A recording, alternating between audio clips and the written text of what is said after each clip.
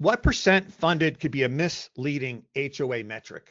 I think if you have if you're 98% funded, you're probably overfunded and you're collecting too much and you have money sitting there. So you're not doing yourselves any favor.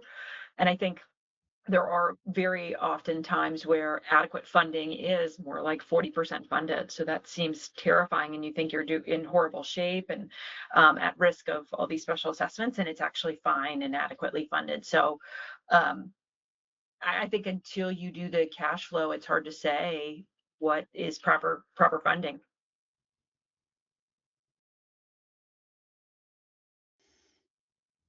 What assumptions matter the most in a reserve study?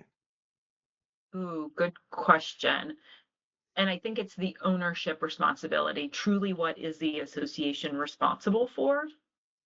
And you'd be surprised how often associations don't know that. We always encourage associations, if your governing documents aren't clear, if you can't interpret them, we can't either. We're engineers. Bring in an attorney, work with someone that specializes in this to come up with that responsibility matrix. Get your arms around what everyone's responsible for. What's the association responsible for? What are homeowners responsible for? What's maintained by the municipality, or maybe the electric company owns the light poles and fixtures.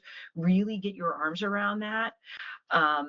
Because without that, you're funding for things that you're not responsible for, or you're not funding for things that you are responsible for. So that's integral. And I think there is often a misconception that us as engineers are the ones to determine that. And that's not the case. We'll work with you and tell you what we commonly see and little tricks that we know to try and figure it out, but we are not the experts in that.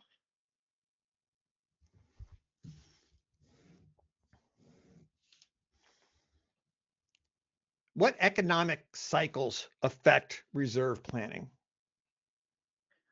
I think that refers more to like external and inflation. Certainly, right? It's a 30-year roadmap. We know there's going to be highs and lows with that inflation. So for that reason, it's always a more normalized rate. But anytime you see huge jumps in inflation, post-COVID, right, where we saw prices skyrocket. No one would have predicted that in a reserve study. So you really do have to update it to start reflecting those current costs. And it's a balance between being overreactive and trying to do it in the middle of it versus once things have normalized. And that really kind of depends on when do you need to do these projects. If it's a brand new community and your projects aren't, at least another, your big projects 8-10 years out, maybe let things kind of normalize. But if you know you're going to have to do a big deck project or roof project in the next year or two, you want to get your arms around that as soon as you can.